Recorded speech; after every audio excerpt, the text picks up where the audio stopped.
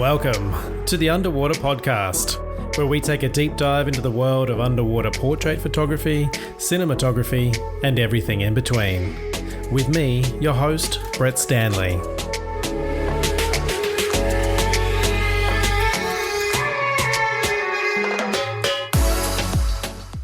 This week on the podcast, we're heading out past the breakers and chatting with surf and lifestyle photographer Sarah Lee.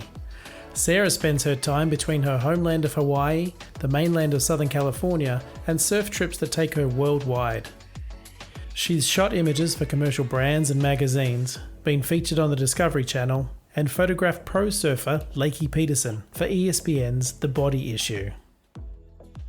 We chat about growing up in Hawaii, learning the sharp dangers of surf photography, and how much influence social media has on our views of photography. Alright, let's dive on in.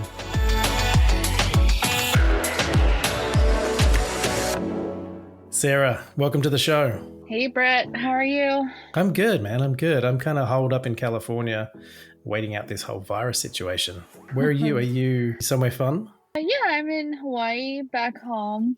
Definitely happier to be here than California, which would have been my alternative. Right. Do you split your time between California and Hawaii? Yeah, I split my time last year is an equal third split between Hawaii, California, and then elsewhere. Oh, nice. Yeah, I mean, my plan was to be back in California now, but with everything that's happened, I kind of came back to my family and to hide out on their coffee farm. Oh, that's not a bad place to be. Yeah. Where were you when the quarantine stuff hit? Were you already in Hawaii, or did you make your way to Hawaii when you sort of realized that things were going to get locked down? Oh man, I was in Indonesia on what was supposed to be a 3-week surf trip where I was shooting a retreat, and then I was supposed to shoot some professional surfers. And 6 days into that 21-day trip, more stuff started to go into lockdown. So we all kind of made the decision to leave Indo before things shut down because we were in a more remote part of Indonesia. Right. So it was like a ferry ride and like 2 overnight stays to get to Jakarta and then Singapore. And then, oh, wow. So yeah, we just wanted to get out of there before more stuff shut down. So, yeah. Do you think there would have been a potential to be stuck where you were if you didn't get out? Yeah. I mean, having gotten back, we probably would have had about 2 weeks to get out, but I'm just grateful I got out when I did and that all the flights worked out. Because we even had, my first leg was to Malaysia, but the day before they had shut down the airports there to KL. So, we had to like scramble the morning we were supposed to leave on the ferry to go back and route through Jakarta instead. Wow. So you just had to hightail it. Yep. That's amazing. And then so you just went straight back to Hawaii? Yeah. I figured I didn't want to deal with going through California at all. I just wanted to get straight back here and then kind of do like a 2-week self-isolation just to be safe. So it all worked out so far. Yeah, so far. Well, we'll see how this whole thing pans out, I guess. And which island are you on in Hawaii? I'm on the Big Island on the west side in Kona. Oh, yeah. I think there's worse places to be, right? Yeah, it's not bad. We're really lucky to be able to have access to the water for swimming and surfing and other activities. Yeah, just to keep you entertained at least. Oh, yeah, 1,000,000%. So did you grow up in Hawaii? Yeah, I was born and raised on the Big Island of Hawaii with my family. So yeah, I've kind of just been basing out of here since. Right. Just because, I mean, underwater, the access to like water and coastline and the quality of the water here is just, it's hard to beat. Oh, for sure. And is that where your love of the water and underwater photography came from? Did you grow up, being obsessed with the water like most of us? Or was it something you came into later in life? I would say I was obsessed with the water from an early age. My dad really enjoyed being in the water and free diving and bodyboarding and stuff like that. So any chance we had, or the weekends when we were kids, we were down on the beach And then when I wasn't on the beach, I was in a swimming pool since I was 5. Okay. So that's what in Australia we would call a water baby. And that's what I Mm. was, like someone who just kind of lived in the water. If they weren't asleep or at school, they were pretty much in the water. Oh, that's great. Yep. How did you end up getting into the photography side of stuff? Was that something you'd done on the land and then brought to the water, or did you start both at the same time?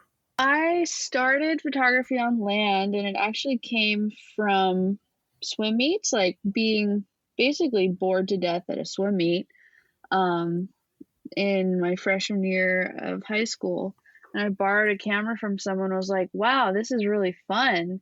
And then before that, I'd kind of spent all my free time as like preteen, kind of getting into video editing and learning about graphic design and web design. Oh, okay. And just spent like every waking moment learning about that. Right. So to be able to produce or like create imagery that then I could play with on the computer, incorporate into websites or my like silly designs for projects, yeah, it kind of took me into photography. And then water photography came probably my sophomore year when I was 14 or 15, and I saved up for one of those Eva Marine bag housings. Oh, yeah. Yeah, that opened up a whole new world, and I had definitely some epic models, aka my friends in the pool, to experiment with. Right.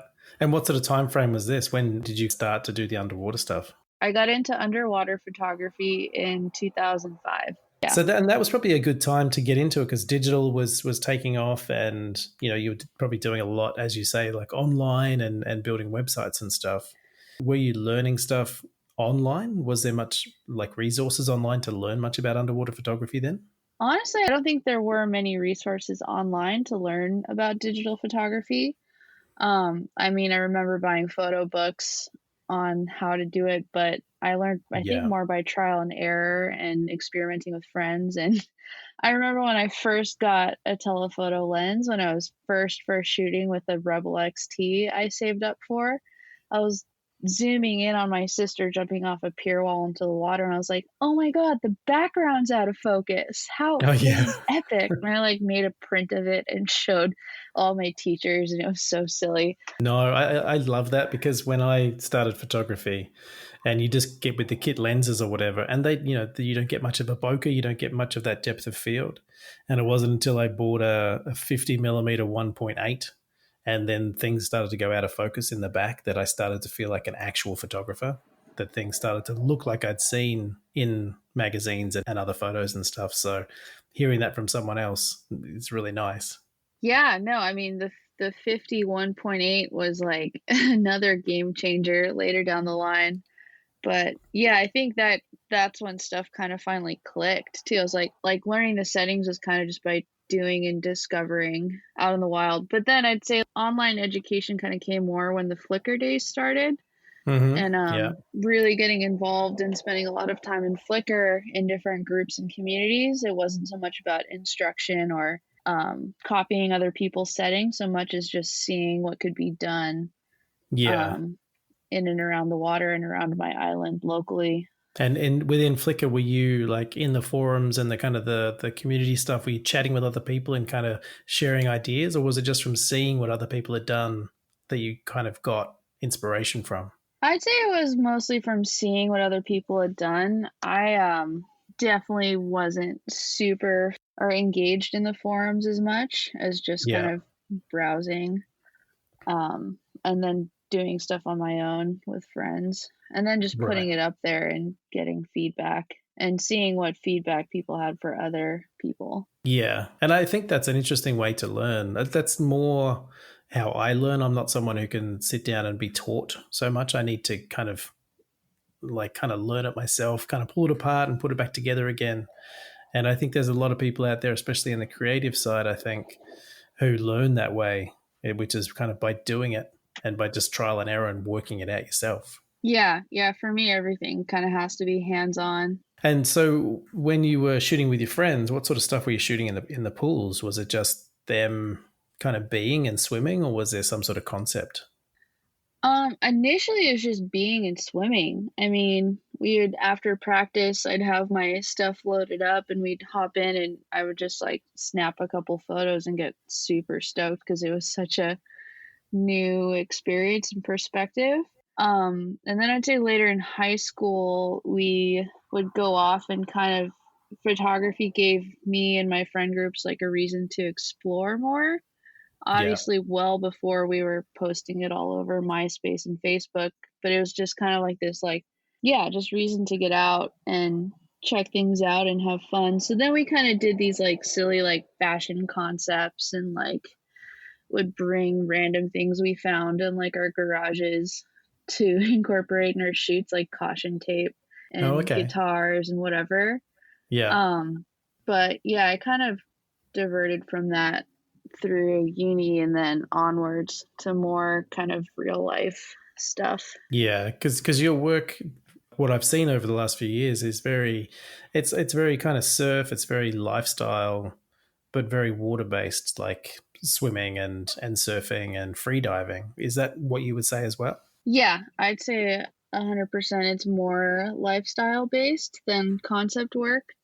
And I think that's just kind of what I've been more interested in is just with surf and stuff is it's kind of it kind of just happens and you have to be there and put yourself in the best position to capture it.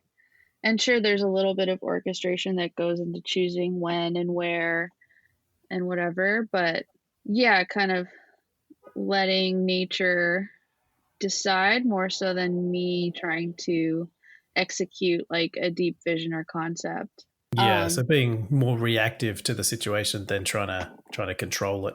yeah, and I personally like work better working with someone else's vision than my own. So I love collaborating with people who do have right now like a story to tell or a cause or even just a product to shoot and working with their vision more so than me kind of coming up with some crazy idea. I went to school or for narrative film production and Hmm. just again being a kid and being like, oh, like this is fun, video production's rad, whatever. I got into film school and I was like, wow, like everyone wants to be a director and they have these like crazy ideas and like stories and all I want to do is like shoot people or photograph or do like cine and kind of make it look beautiful more Yeah. so than really like trying to tell a story or put my kind of opinion on something. And I think that's a really interesting thing because a lot of people that I speak to are very concept driven and they have these stories that they want to tell. But it's nice to hear someone who is more happy just telling someone else's story or bringing someone else's vision to life without necessarily having to stamp it with their own, if you know what I mean. Yeah, yeah, totally. I yeah, found really quickly I'd work better in that situation. Right. And so, how did you go from shooting with your friends to then ending up being a more of a, I guess, more of a lifestyle documentary shooter with the surf stuff? Was there a transition period where you ended up out past the breakers, or how did that happen? Back in college, I connected with a group of Hawaii students who were a little older than me, and they'd take me surfing.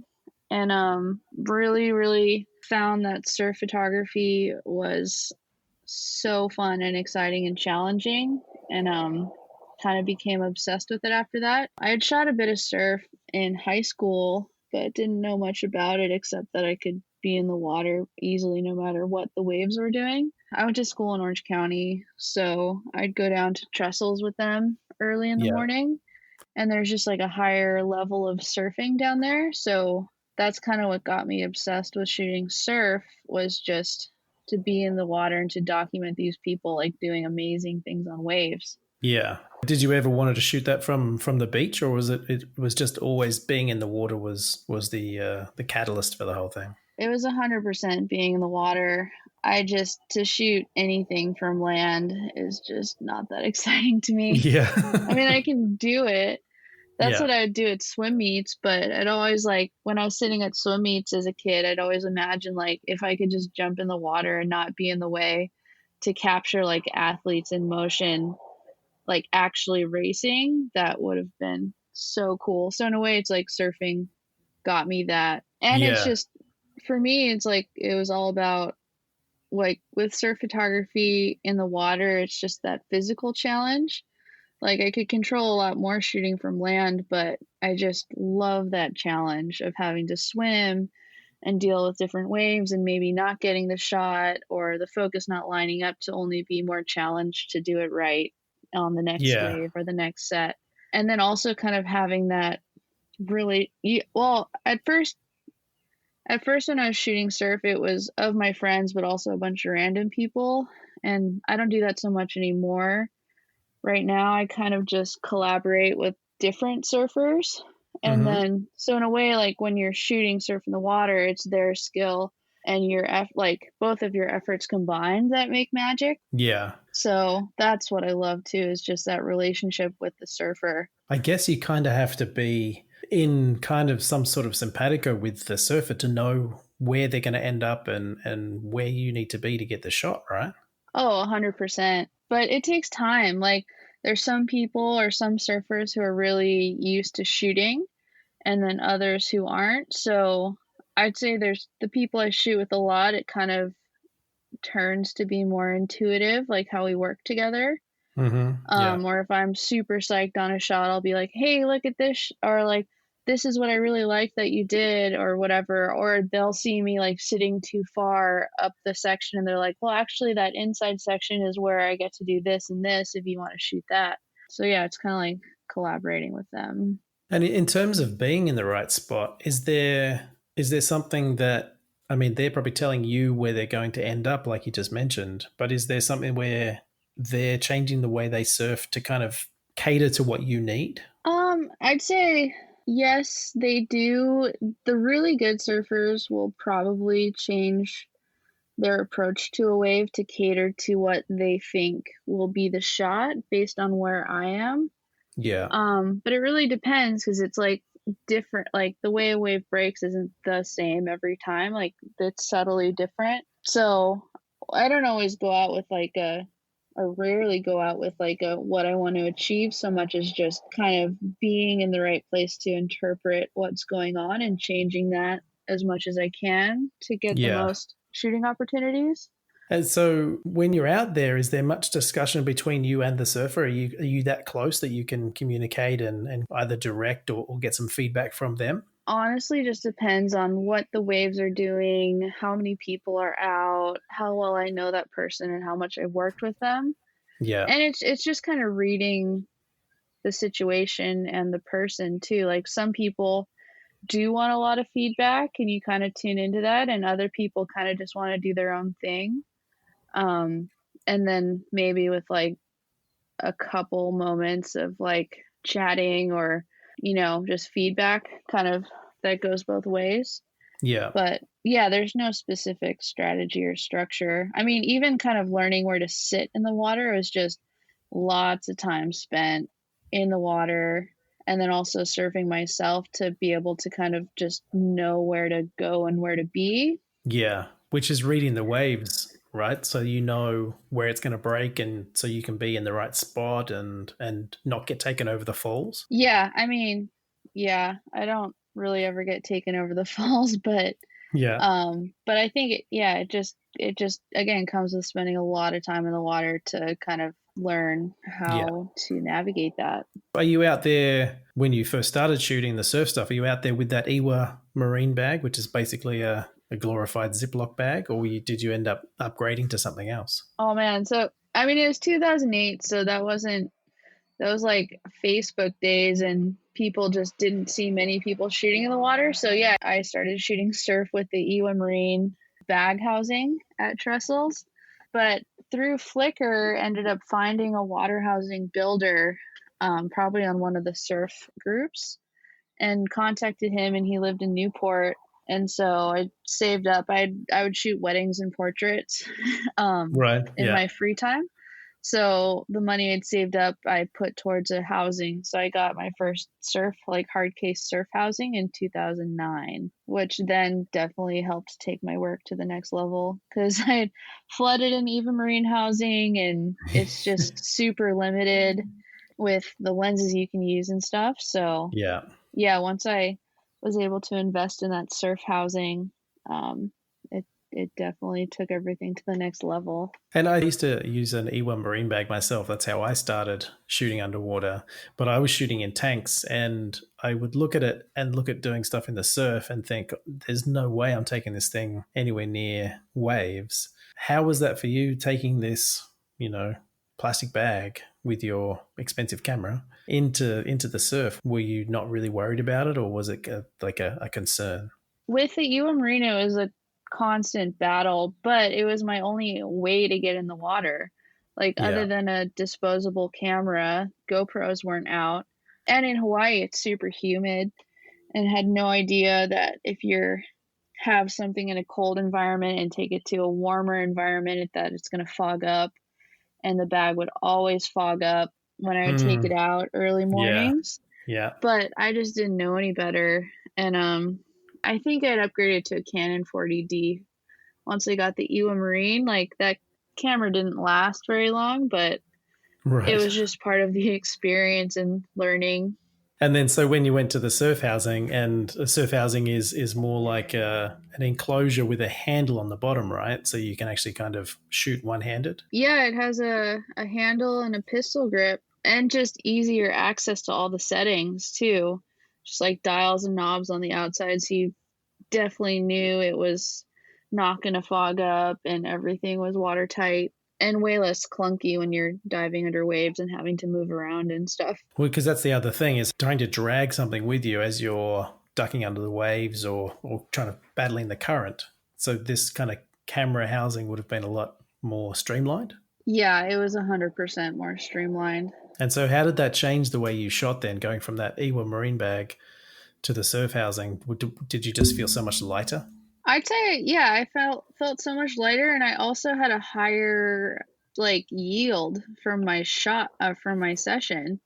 Because with the Ewa Marine, it was like to line it up and to get everything shooting topside, to not get it like half blurry with water drops and stuff. With the surf Yeah. housing, I was able to have a lot more usable shots afterwards, which I think helped like kind of develop a visual, like kind of learning what worked faster.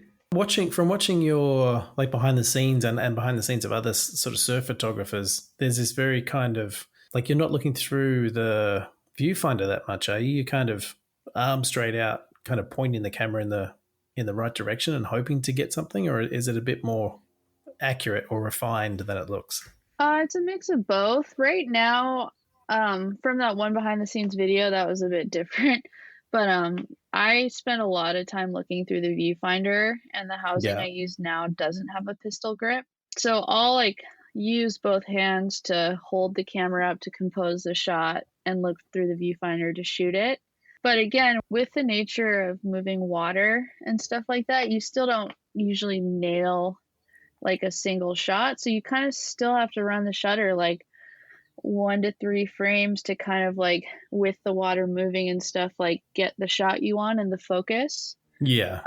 So I'm not like shooting blindly like barrel shots like Clark Little does, which is incredible. It's like just trying to be deliberate and compose and frame stuff. But again, like if a surfer is coming at you, you kind of have to get the shutter going to kind of track the focus. Yeah, I'm definitely looking and composing. I'm shooting on AI Servo, and right now I'm shooting with the 5D Mark IV, which honestly I feel like is only 3 frames per second, or it doesn't even always run.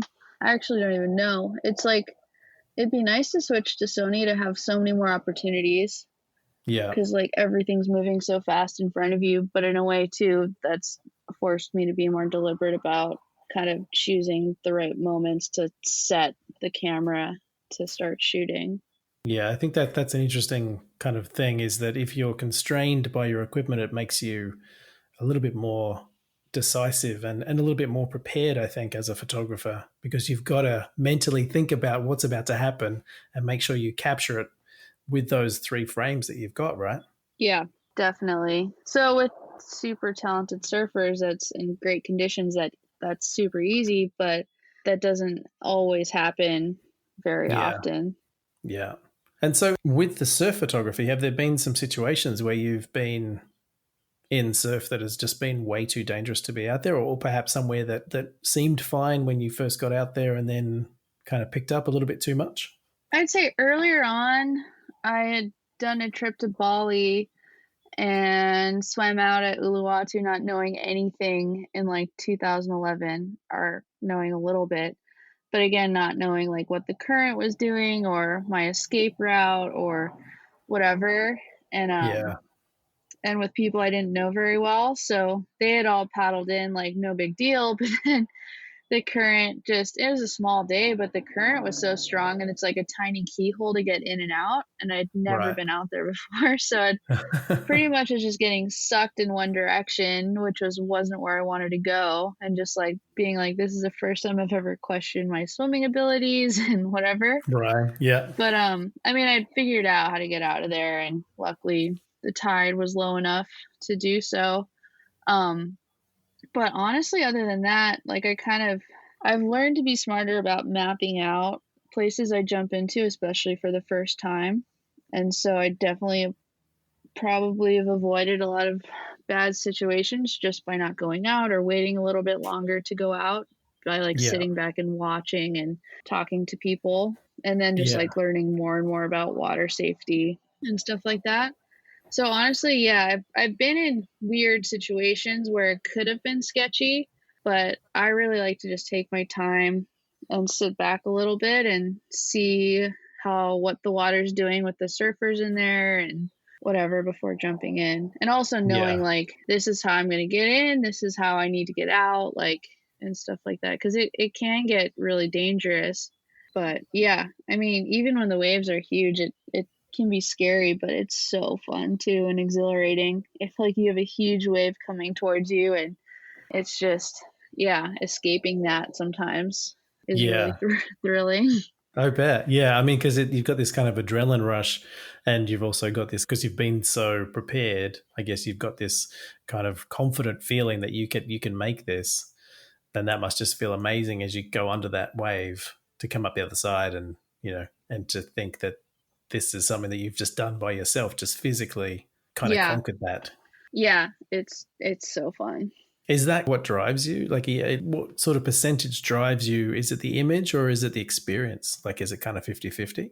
I say it's 50-50. Like, honestly, when I think about photography, like, I love the images, but I wouldn't say I'm super attached to anything I've created or put out there so much as like the experiences, like the shared experiences with the surfers and the people I'm around.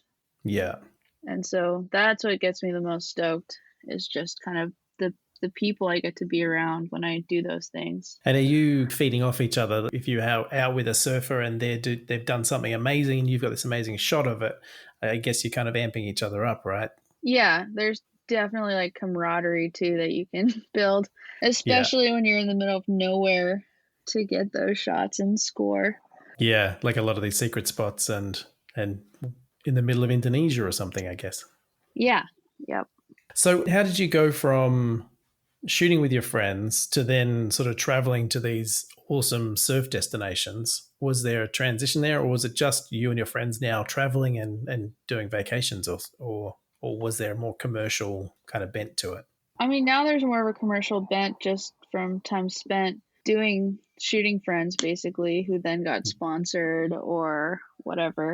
But I'd say like commercially, kind of my transition from just being like a portrait wedding photographer to then shooting more commercial projects was my last year of university. I met this girl, Allison, in 2012, who was kind of starting this adventure series geared towards inspiring kids about other cultures around the world. Oh, nice. And so being from film school and being able to shoot photo and video and also run audio, yeah, we became friends in Hawaii early January 2012. And it was kind of, I was supposed to graduate that year, but then I met her and kind of was like, this is exactly what I want to do at the Right. time, which was to like just travel and document, and like work with someone who had a vision and bring that to life. Yeah. So we jumped over to Australia, Fiji, New Zealand, and had a lot of different epic experiences. And this, like, kind of right at the start of Instagram, before all this influencer stuff, I'd say she was like the OG. Like 20 years ago when she was a kid, her parents were adventure photographers who, Oh, in order to yeah. pay for their crazy adventures, like to Peru and India and Indonesia and wherever else, they would work with companies like Patagonia and North Face and stuff like that. And her dad was an incredible, like, commercial photographer in his own way, like kind of adventure photographer. So she had that in her DNA. So by working with her, like, because she had the photography stuff, but she really wanted to tell stories kind of in a fantastical way too. It was kind of fun to like work together to bring some of her ideas to like a more palatable form online at the time. Yeah, and again, like work with someone's vision. And where was that content going? Was it going to Instagram, or was there other avenues that it was going out to? It was going online and then to different film festivals and stuff at the time, but now it's kind of all shifted to Instagram and YouTube. I still work with her occasionally, but kind of branched off in the last 8 years to then work with a bunch of different people and kind of emphasize more in surf. Yeah. What was your transition into commercial work when you started getting published and finding your images being used for campaigns? What was that kind of transition like? I mean, I don't even know what that transition was like. I feel like I'm always in that transition. You feel like you're still transitioning? Yeah, 100%. I mean, I kind of still have to do everything to make it work. But I mean, even when I was younger, like 2010, I think I was able to license my first image to someone who wanted to run an ad in the New York Times. And then kind of through Flickr days and just having like an online presence beyond Flickr a little bit, I think it was just saying yes to interviews all the time. And how were people finding your work to do interviews on you? Was it just through that exposure of Flickr and whatever social media was happening then? Yeah, honestly, I think the start of it was through Flickr. Are you still on Flickr? Because Flickr's still going, right? I mean, I still have an account on Flickr with a lot of older work, but I'm definitely not on it anymore. I mean, I Yeah. think just once Instagram really took off in 2012 is kind of when I stopped kind of posting or spending time on Flickr. Is just, and then it got bought out, and yeah, I don't even know what it's like now. Yeah, I think SmugMug bought it out, or maybe last year, I think. Yeah, And they did. I think they're still kind of keeping it alive, which is really good. Yeah, but I mean, it's amazing, like when Flickr being connected to like the Yahoo image search and Google Images and stuff back in the day, I think by people just by all the keywords we spent putting into our silly Flickr images, like people were able to Google those and find like underwater model or like surf, whatever, you know? Yeah. Yeah, there's a lot of exposure just through Google Images, I think. Yeah, totally. What was it like being published for the first time? Was there a feeling of having made it, no matter how small that was? I don't even remember, I guess, when I was published for the first time. Yeah, I don't know. I Yeah. think it's like I'm not someone who like jumps off the walls when I do something because it's like you've never achieved, like I'm not setting crazy goals and wishing or thinking I've made it from something. It's just kind Yeah. of a climb towards what gets me stoked or excited, and hearing feedback from people again, which kind of would result from a feature or something, is exciting. But yeah, I'd never say I've made it for in any way. Is there something that you have done that has made you bounce off the walls? Has there been like an image or an experience you've had which is kind of like, yeah, that was pretty awesome? I mean, you could say like a highlight last year was being hired by ESPN to shoot a professional surfer for their body issue. Like I was Oh super yeah. psyched on that, but yeah, it's like you get psyched on it because you get hired, but you can't tell anyone forever. So yeah, I mean, I was in my own way super psyched on that.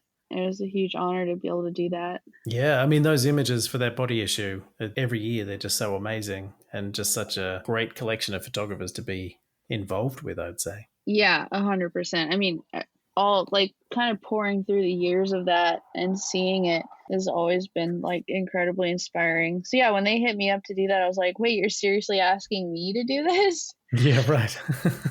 So I was psyched. And that, as you say, that must be hard if you get picked up for something and you can't talk about it.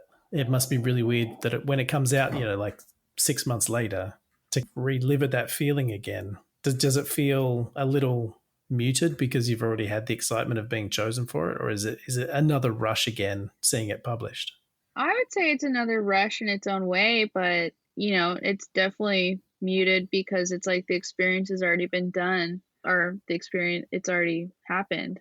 But yeah, again, I don't know. I feel like I kind of downplay a lot of stuff in general. So Right. Yeah. I mean, you seem very chill. You seem like someone who's just very kind of even keeled, which I think must be a very good personality trait for this kind of work when you're in such possibly stressful situations. Does that help you to kind of get through those situations? I think it 100% does. Like I tell my friends or different people, like I actually love shooting weddings, and my favorite part of a wedding is shooting the ceremony, Right. because it's like there's all this pressure to have to do it right and to be there for the right moments and everything, and I really thrive under that pressure. So again, like that's why surf is great too, is because it's like it can be like physically challenging, there can be an element of danger and just stuff you can't control, and I just like that excites me in my own way of Yeah. like it's just, yeah, it's like creative problem solving. So I really really love that. Yeah. On the spot, having to fix this problem or solve this problem in the Yeah, heat of the moment. Yeah. yeah, that's again like the full on the spot thing. I think that's why I have problems like planning stuff or setting goals, is because I'm just like, oh, I just want to like I just need to put myself in some situation and deal Yeah. with it, and then I'll like create magic by just dealing with it instead of trying to have this like premeditated planned experience. Which Yeah. like for the body issue, that was different and a new challenge in its own way, is because I had to, because you're working, it's like a sensitive topic that you're working on with a bunch of different people. So it was more planning and shot lists and kind of having to plan more around the ocean, which doesn't always let like work out according to plan, Yeah. but kind of being able to like have the foresight to be ready for those instead of just rocking up and shooting and coming out with something. So in terms of that shoot for ESPN, because I'm assuming a lot of your other shoots are very much just you in the water, like there's not a lot of production, I guess. Was there more on that body issue one, or was that still just you going out and doing your thing? Well, yeah, I mean, in a way, it kind of started off as a larger production, but due to the nature of surf and surfing, and because there was nudity involved, it ended up just being me and the behind the scenes filmer, who was a female, and the boat captain and the Yeah. surfer, Lakey. So it ended up kind of turning into like what my shoots normally are, even after like months of planning to get the surf shots at least, which was great. Yeah. No, that's awesome. And I mean, it's nice when a production or a publication just lets you work the way you want to. How do you think you would feel if you ended up on a set like with a producer and with the marketing guys there and all that sort of stuff? Would you still work the same way, do you think, or would it force you to kind of plan a little more? I mean, recently I done a shoot with Toyota too, like a smaller social media campaign where there were guys from marketing there. So this wasn't like a large scale, like commercial shoot, but it's still a commercial use. So Yeah. that also is challenging because we had to plan everything, get permits, obviously, because there's a huge company involved, and then have them on site too. And honestly, I really liked that experience as well. I mean, again, because it's like to work with someone else's vision, which was theirs, and there's all the rules and technicalities of how you shoot and present a car. So I thought working with them and then going through edits and revisions even afterwards was a really fun process. Yeah, I guess you've But got them there, like giving you feedback constantly, which helps you to kind of hone that kind of thing. yeah, and honestly, I love that feedback. Like even Yeah, on the spot, like, hey, like basically you're doing this wrong. Can you change? I mean, they'd say it in a nicer way than that. And I'm like, okay, cool, thank you. yeah. Because Yeah. at the end of the day, you want to give them what they want, not Yeah. necessarily what you want, which is, yeah. Yeah. It's really interesting because that's how I tend to work. Like I like creating my own concepts, but I enjoy more bringing to life someone else's concept and knowing that I've got exactly what they want because because they've given their feedback, they've put it in. Yeah. Yeah, totally. So, how about post production for you? Are you doing much? I mean, I'm looking at your images, and they seem to have a very kind of film like quality. It's a little bit, I don't want to say retro, but it's a little nostalgic to film. Is that something you've done on purpose to create that kind of look? I think so. I mean, I do basic color correction in Lightroom and try not to take it to Photoshop at all, if ever. And with underwater with white balance and stuff, I Yeah, do have to tweak that. And yeah, I mean, honestly, like nostalgic's a good way to put it.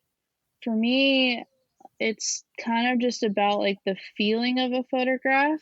And I think is like editing in a way that it like kind of has like a feeling to it. yeah. Maybe not like a specific one that I would prescribe to it. I don't know how to explain that more, but it's just kind of like in the process of editing and stuff. Yeah, like Yeah, you're just giving it a bit more of an emotion than it would just straight out of the camera. totally. Yeah.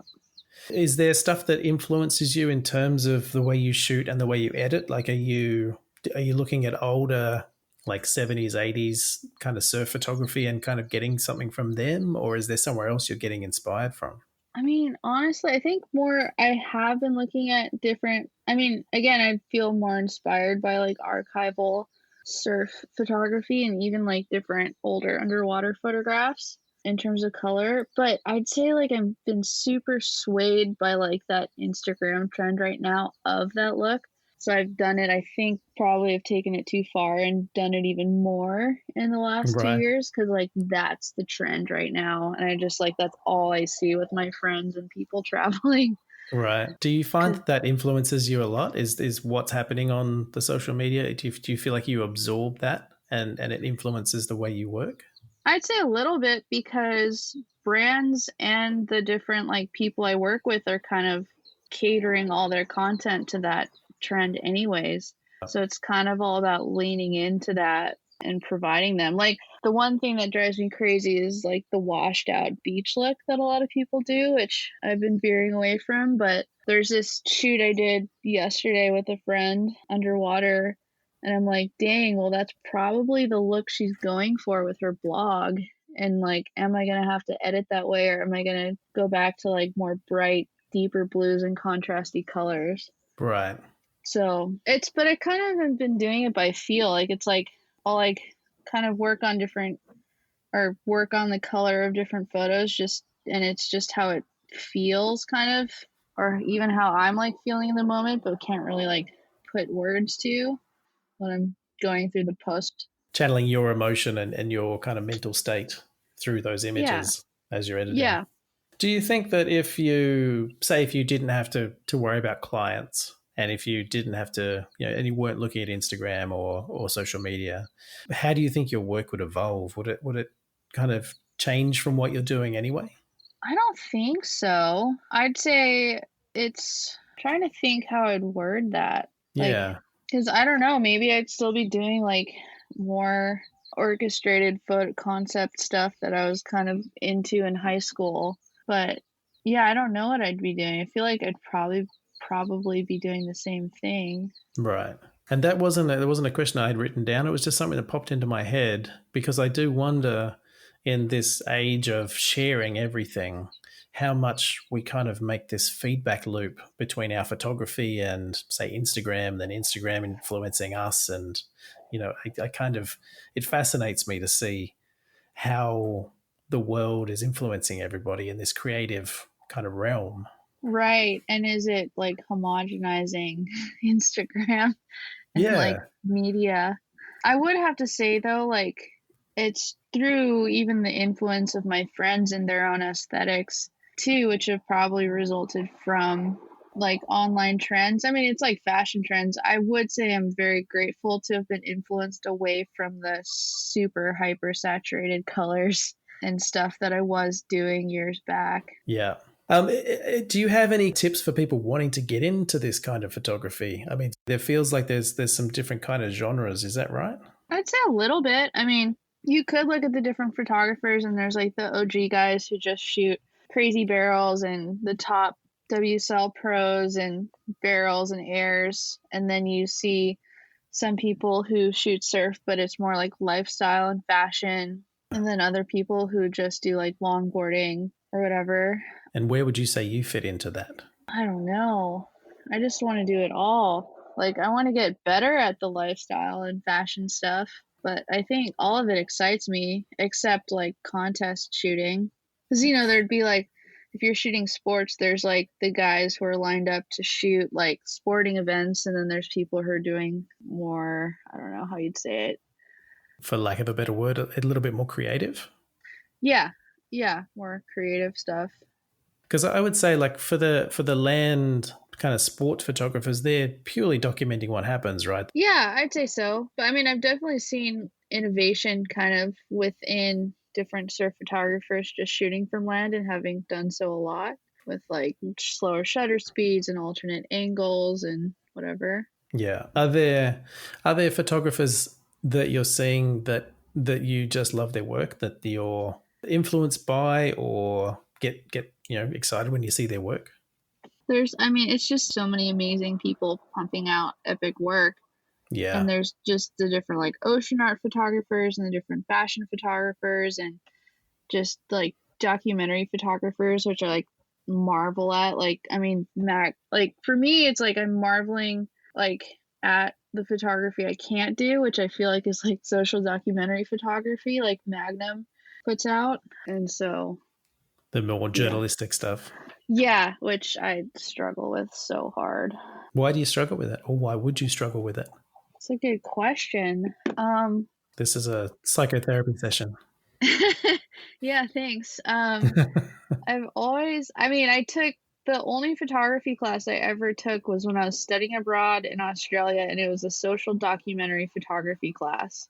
And it's just how these people would tell these stories and make you feel something in a way that wasn't super orchestrated or set up was like beyond me. Like, it's just like these real life things and moments happening and like different social issues. But so like, yeah, I just couldn't wrap my head around it. Maybe because my life is so different and kind of surreal in its own way, being like around perfect water all the time. Yeah, right. I do think it's a very different way of shooting, that whole journalistic thing. And every time I go and see the press photo exhibitions and stuff, and I'm just in awe of these people who can find this emotive moment in like some story and make the whole story just work with that one image.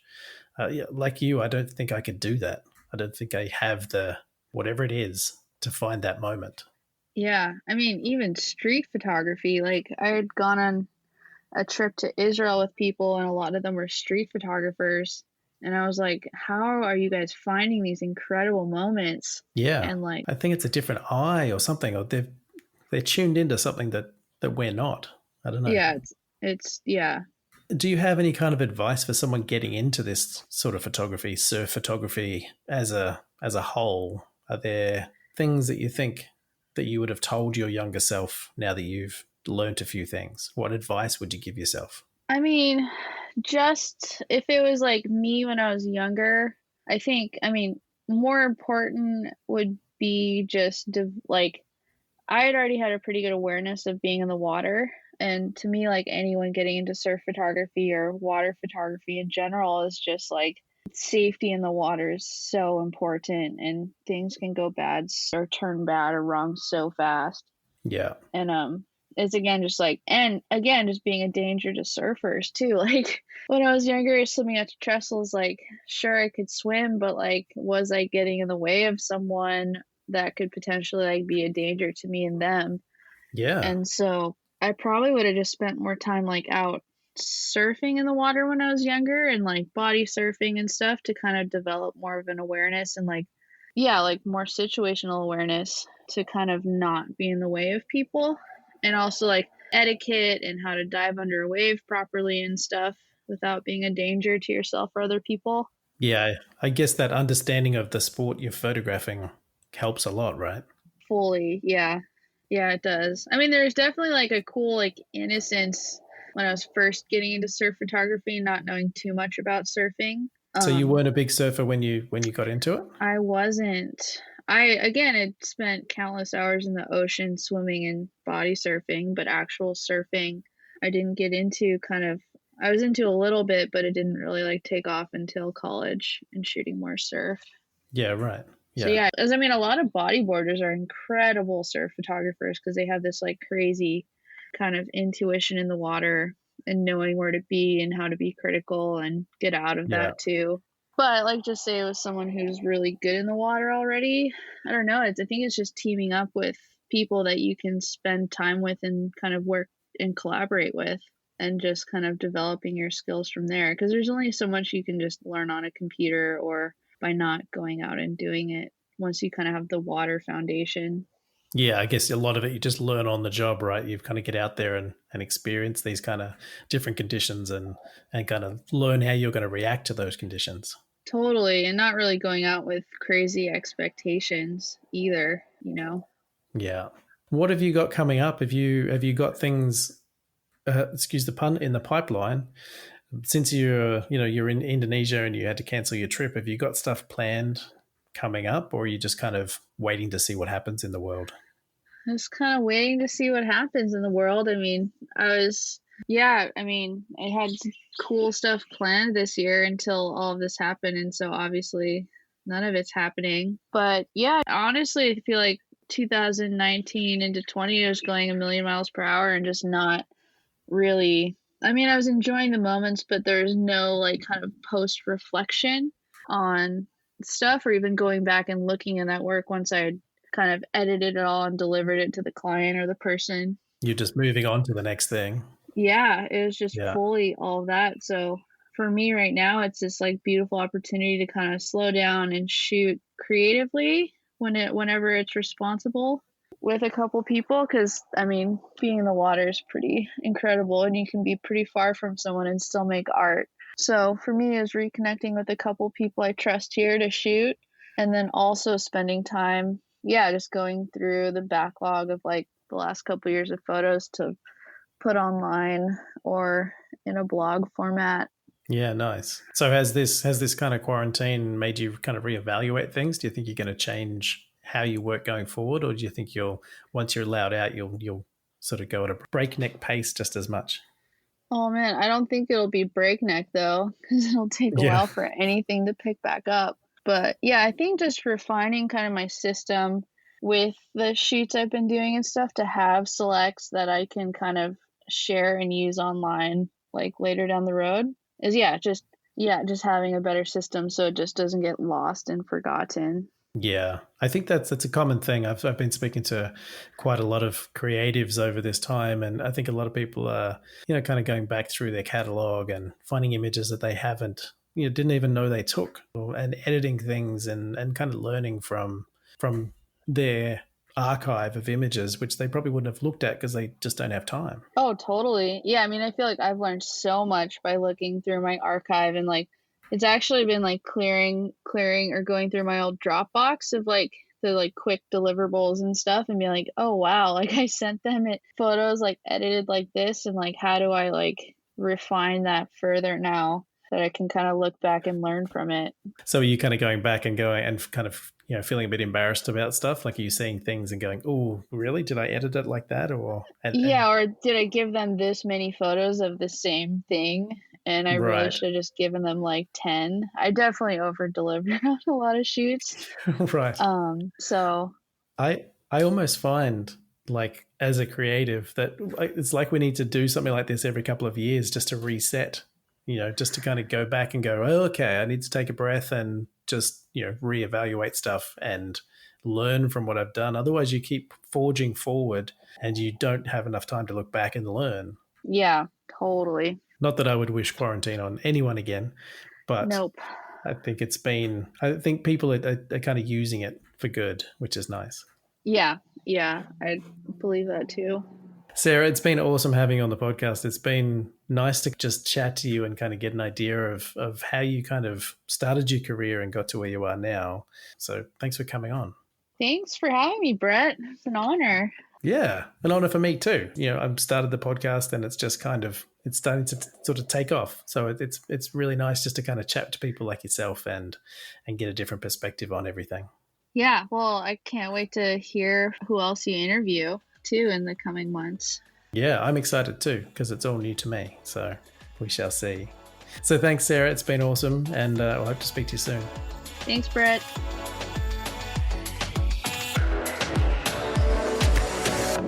Thanks for listening, everyone. And as always, if you like the podcast, please subscribe. If you'd like to connect with us or just learn more about my guests, you can hit our website at theunderwaterpodcast.com or on Instagram or Facebook. Also check out our regular live streams on YouTube. Links will be in the show notes. If you'd like to know more about my underwater photography workshops and mentoring, you can find me at brettstanley.com. The Underwater Podcast is presented and produced by me, Brett Stanley, and our music is Neo by Oh Boy. Keep creating, everyone. I'll see you in the water.